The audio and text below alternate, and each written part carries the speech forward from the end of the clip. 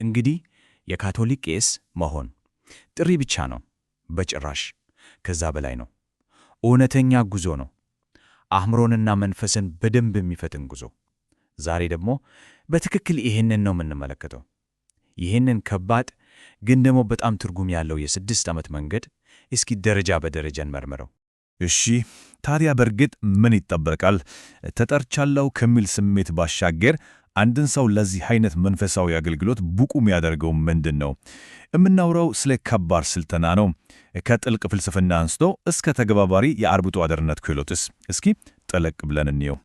መልሱ በቀላሉ 6 ዓመት ነው። አዎ 6 ሙሉ ዓመታት የሚፈጅ በጣም ጥልቅ የሆነ ስልጠና።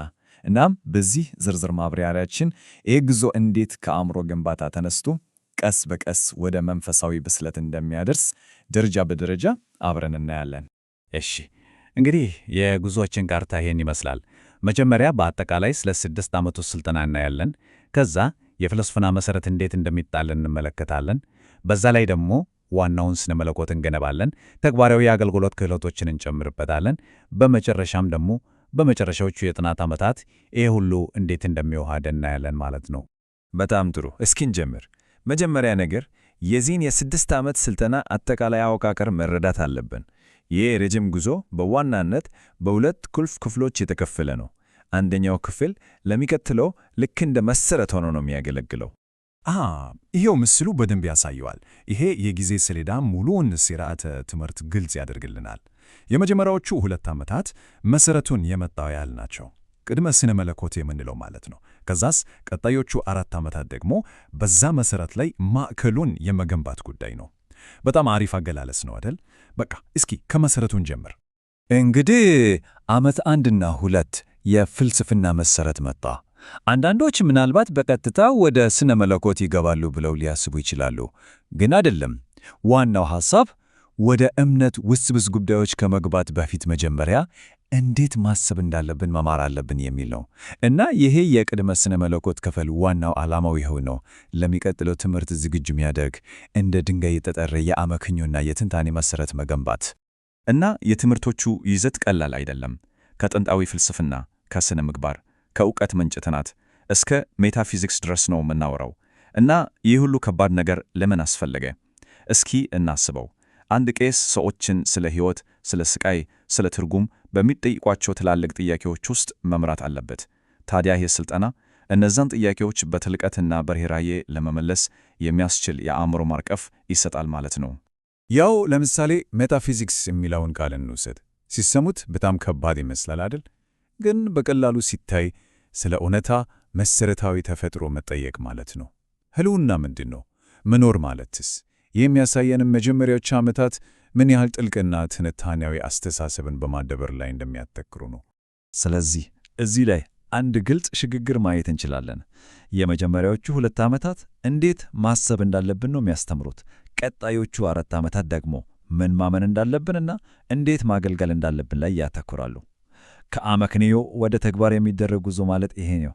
እሺ፣ ያ የፍልስፍና መሰረት በደንብ ከተጣለ በኋላ አሁን ወደ ዋናው የጉዞ ልብ እንገባለን። ወደ ስነ መለኮት ማለት ነው። እዚህ ላይ ነው እንግዲህ ተማሪዎች የካቶሊክ እምነትን ዋና ዋና አስተምህሮች፣ ታሪክና ቅዱሳት መጻሕፍትን በጥልቀት የሚመረምሩት። እና እንደምታዩት ሥርዓተ ትምህርቱ በጣም ሰፊ ነው። ግን ዋናው ቁልፍ ነገር ሚዛኑ ላይ ነው። መጽሐፍ ቅዱስን መረዳት፣ አስተምህሮን ማወቅ እና ከዛ ደግሞ ያንን ዕውቀት በእውነተኛ የሥነ ምግባር ውሳኔዎች ላይ መተግበር። ለምሳሌ ዝም ብሎ ወንጌልን ማጥናት ብቻ አይደለም። ያ ትምህርት በዘመናዊ የሕክምና ሥነ ምግባር ላይ እንዴት ተጽዕኖ እንደሚያሳድርም መመርመርን ይጨምራል። ሁሉም ነገር የተያያዘ ነው ማለት ነው። ግን ቄስ ለመሆን ዕውቀት ብቻውን በቂ አይደለም በጭራሽ። ለዛም ነው ሥርዓተ ትምህርቱ ከንድፈ ሐሳብ ወደ ተግባር ወሳኝ የሆነ ሽግግር የሚያደርገው።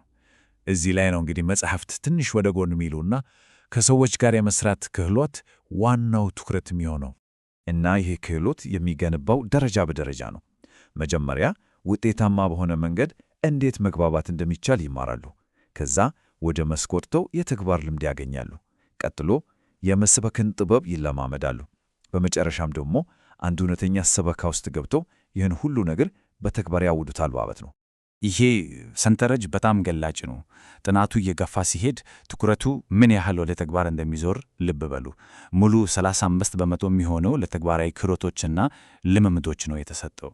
ይሄ የሚያሳየው እውነተኛው አገልግሎት የዚህ ስልጠና እምብርት መሆኑን ነው። እሺ፣ አሁን ወደ ጉዞው መደምደሚያ ደርሰናል።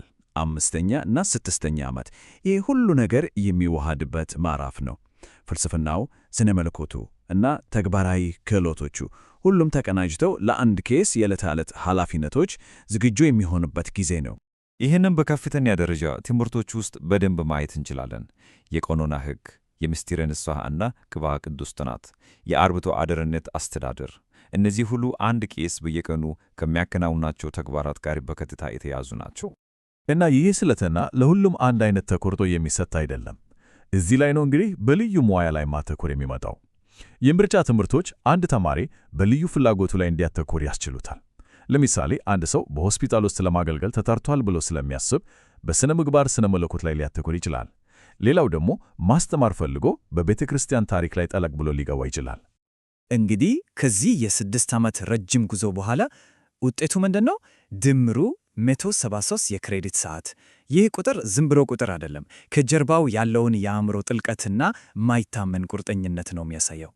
እና ይህ ሁሉ ነገር ካለፈ በኋላ የፍልስፍና ክርክሮቹ፣ የመጽሐፍ ቅዱስ ትንታኔዎቹ፣ የሰበካ ልምምዶቹ ከ173 የክሬዲት ሰዓት ጥናት በኋላ የመጨረሻው ዓላማ ምንድን ነው?